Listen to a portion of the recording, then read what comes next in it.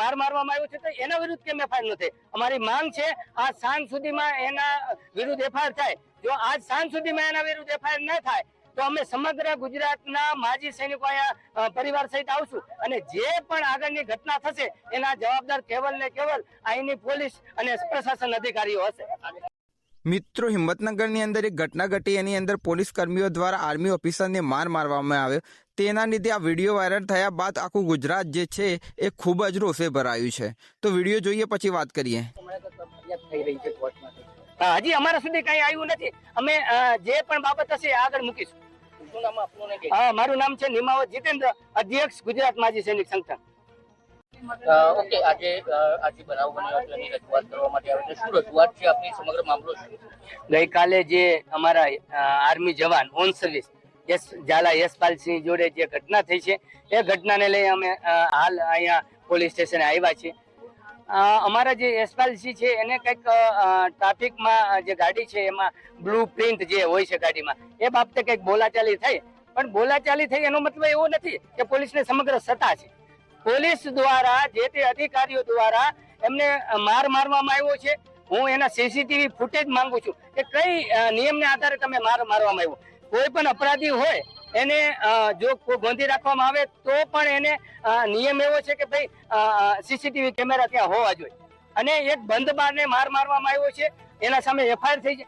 તો જે તે અધિકારી છે આ નાની આવતી બાબતે એના માર મારવામાં આવ્યો છે તો એના વિરુદ્ધ કેમ એફઆઈઆર ન થઈ? અમારી માંગ છે આ સાંજ સુધીમાં એના વિરુદ્ધ એફઆઈઆર થાય. જો આજ સાંજ સુધીમાં એના વિરુદ્ધ એફઆઈઆર ન થાય તો અમે સમગ્ર ગુજરાતના માજી સૈનિકો અહીંયા પરિવાર સહિત આવશું અને જે પણ આગળની ઘટના થશે એના જવાબદાર કેવલ ને કેવલ અહીંની પોલીસ અને પ્રશાસન અધિકારીઓ હશે. જે તે અધિકારીઓ એને 5-6 જણા વ્યક્તિઓ હતા, એમાં 2 આઈ થિંક પીએસઆઈ, એક એએસઆઈ ને બીજા અન્ય પોલીસ હતા.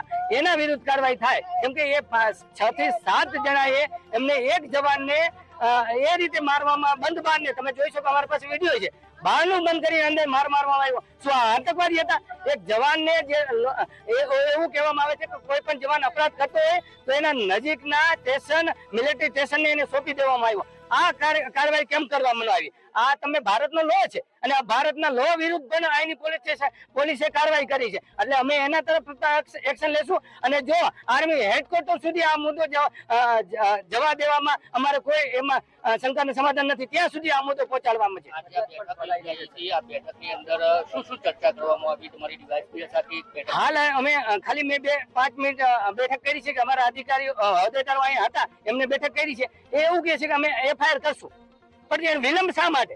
કેમ અત્યારે એફઆઈઆર ન થઈ? જો અમારા જવાન વિરુદ્ધ તાત્કાલિક એફઆઈઆર થાય તો આ જે તે અધિકારીઓ જવાબદાર છે એના વિરુદ્ધ કેમ એફઆઈઆર ન થતી? અત્યારે હાલ અમે એના પરિવારને મળવા જઈએ છીએ, એ જવાનને મળવા જઈએ છીએ. જો કોશિશ કરી મળી શકે તો એ આગળની ઘટના કેવી રીતે શું છે એ આખું જાણી અને આગળની જે તે છે અમે બધા મળી અને કાર્યવાહી કરશું. મિત્રો, કોઈ પણ આર્મી ઓફિસર કોઈ ગુનો કરે છે તો તે પોલીસ કસ્ટડીમાં રાખવામાં આવતો નથી. તેને આર્મી ઓફિસની અંદર મોકલવામાં આવે છે, આર્મી કસ્ટડીમાં રાખવામાં આવે છે. છતાંય પોલીસવાળાએ એમના કસ્ટડીમાં રાખ્યો અને ઢોર માર મારવામાં આવી રહ્યો છે. આ બાબતે મિત્રો ગુજરાત ઉશ્કેરાયું છે અને આર્મી ઓફિસરના નારા લગાવી રહ્યો છે કે આર્મી ઓફિસરને ન્યાય જોઈએ. મિત્રો.